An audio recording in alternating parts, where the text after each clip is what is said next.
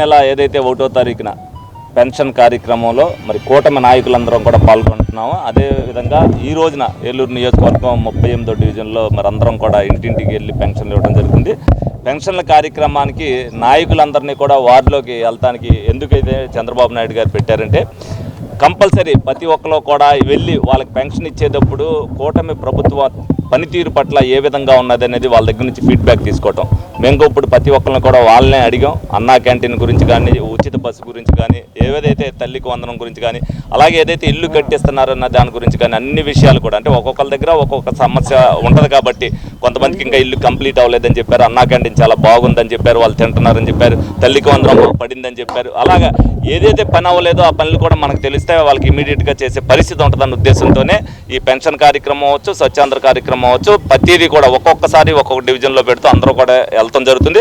అదేవిధంగా ప్రతి డివిజన్లో కూడా కార్యకర్తలు ఎవరైతే ఉన్నారో, కూటమి నాయకులు ఎవరైతే ఉన్నారో ప్రతి డివిజన్లో కూడా అప్పుడప్పుడు కూడా వెళ్ళే దగ్గర ఒక్కొక్కసారి ఒక్కొక్క 2 సందులు ఎన్నుకోవటం, వాళ్ళందరికీ కూడా వీళ్ళు ఇవ్వటం వల్ల ఏదైతే వాళ్ళ దగ్గర నుంచి కూడా ఏం జరుగుతుంది ఫీడ్బ్యాక్ అనేది మాకు అందరికీ కూడా తెలుస్తుంది.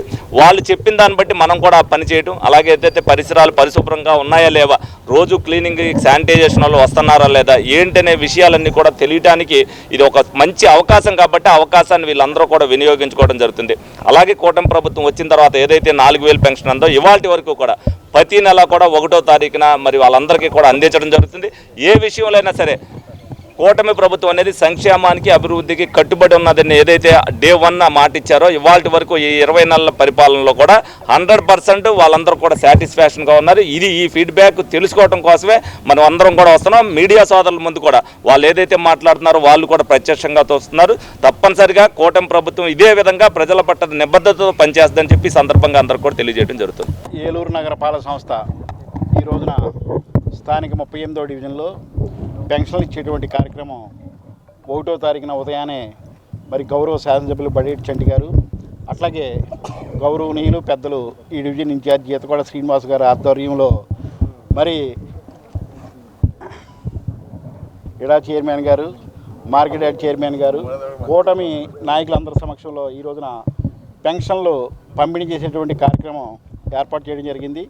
మరి గౌరవ కమిషనర్ గారు అట్లాగే అధికారులు అందరూ కూడా ప్రతి ఇంటికి వెళ్ళి ఉదయం 6 కాడి నుంచి సాయంత్రం 5 లోపల ఈ పెన్షన్లు ఇచ్చేటువంటి కార్యక్రమాన్ని క్లోజ్ చేయాలని చెప్పి ఏలూరు నగరంలో ఉన్నటువంటి 32,000 మంది పెన్షనర్స్కి అందరికీ కూడా పెన్షన్ అందించే దిశగా మరి పనిచేయాలని చెప్పేసి గౌరవ శాసనసభ్యుల వారు, గౌరవ మేయర్ గారి ఆదేశాల మేరకు యంత్రాంగం అంతా కూడా ఈ రోజు నుంచి మరి పొద్దు నుంచి కూడా పంపిణీ చేస్తూ ఉన్నారు. మరి ప్రజలందరూ కూడా ఈ కూటమి ప్రభుత్వం వచ్చిన తర్వాత ప్రతి నెల కూడా ఉదయం 1వ తారీఖు ఉదయం నుంచే పెన్షన్లు ఇచ్చేటువంటి కార్యక్రమం, అట్లాగే 1వ తారీఖు ఆదివారం వచ్చినట్లయితే 30వ తారీఖు కానీ 31వ తారీఖు కానీ పెన్షన్లు ఇచ్చేటువంటి కార్యక్రమం చాలా మంచి ప్రభుత్వం అని చెప్పేసి ప్రజల్లో చాలా మంచి స్పందన వస్తున్నది. ప్రజలందరూ కూడా మరి చంద్రబాబు నాయుడు గారిని అట్లాగే కూటమి ప్రభుత్వాన్ని, గౌరవ శాసనసభ్యుల వారిని ఆనందంగా సంతోషంగా జీవితాంతం సుఖ సంతోషాలు ఉండాలని చెప్పేసి మరి వాళ్ళందరూ కూడా బ్లెస్సింగ్స్ ఇవ్వడం జరుగుతూ ఉన్నది.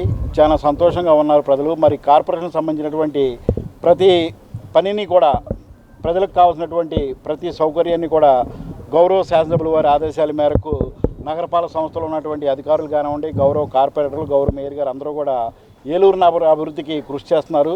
మరి ఈ వేసవకాలంలో అందిస్తున్నటువంటి మంచినీళ్ళు ప్రజలందరూ కూడా వృధా చేయకుండా వాడుకోవాలని చెప్పేసి, అట్లాగే కరెంటును కూడా వృధా చేయకుండా వాడుకోవాలని చెప్పేసి, నగరాన్ని క్లీన్గా ఉంచాలని చెప్పేసి ప్రజలందరినీ కూడా కోరుకుంటూ అందరూ కూడా ఈ కార్యక్రమంలో భాగస్వాములైనందుకు వీళ్ళందరికీ కూడా కృతజ్ఞతలు తెలియజేస్తున్నాం.